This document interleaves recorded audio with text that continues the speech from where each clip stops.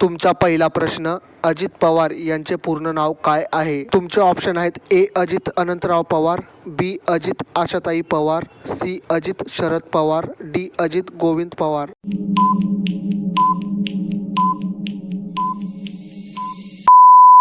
तुमचं योग्य उत्तर आहे ऑप्शन क्रमांक ए. अजित अनंतराव पवार. तुमचा दुसरा प्रश्न, अजित पवार यांचा जन्म कधी झाला? तुमचे ऑप्शन आहेत ए. 12 जून 1960, बी. 22 जुलै 1959, सी. 15 August 1958, D. 10 जानेवारी 1961.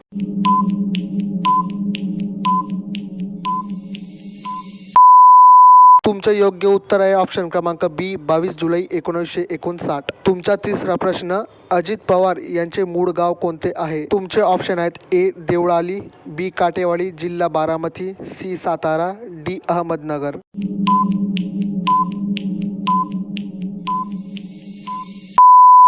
तुमचं योग्य उत्तर आहे ऑप्शन क्रमांक बी. काटेवाडी, जिल्हा बारामती. तुमचा चौथा प्रश्न, अजित पवार यांचे अपघाती निधन कधी झाले? तुमचे ऑप्शन आहेत ए. 26 जानेवारी 2026, बी. 28 जानेवारी 2026, सी. 30 जानेवारी 2026, डी. 1 फेब्रुवारी 2026.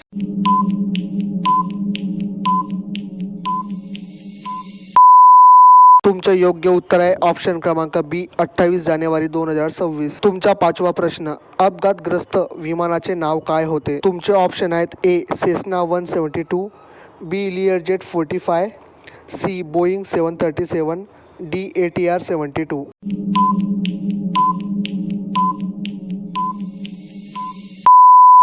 तुमचं योग्य उत्तर आहे ऑप्शन क्रमांक बी. लिअरजेट 45. तुमचा सहावा प्रश्न, अजित पवार यांची बारामती सहकारी साखर कारखान्याच्या संचालक मंडळावर निवड कोणत्या वर्षी झाली? तुमचे ऑप्शन आहेत ए. 1980, बी. 1982, सी. 1985, डी. 1988.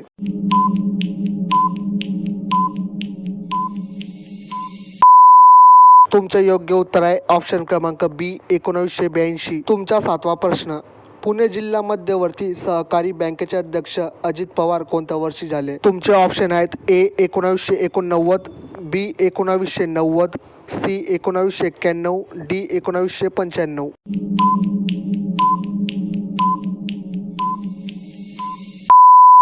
तुमचं योग्य उत्तर आहे ऑप्शन क्रमांक सी. 1991. तुमचा आठवा प्रश्न, अजित पवार प्रथम लोकसभेवर कोणत्या मतदारसंघातून निवडून आले? तुमचे ऑप्शन आहेत ए. पुणे, बी. बारामती, सी. शिरूर, डी. मावळ.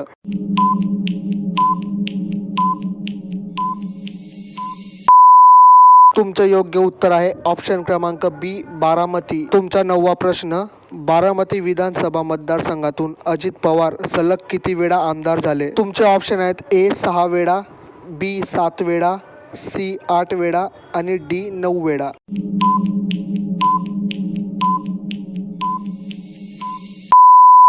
तुमचं योग्य उत्तर आहे ऑप्शन क्रमांक सी. 8 वेळा. तुमचा शेवटचा आणि 10वा प्रश्न, महाराष्ट्राचे सर्वाधिक किती वेळा उपमुख्यमंत्री बनण्याचा विक्रम अजित पवार यांच्या नावावर आहे? तुमचे ऑप्शन आहेत ए. 4 वेळा, बी. 5 वेळा, सी. 6 वेळा, डी. 7 वेळा.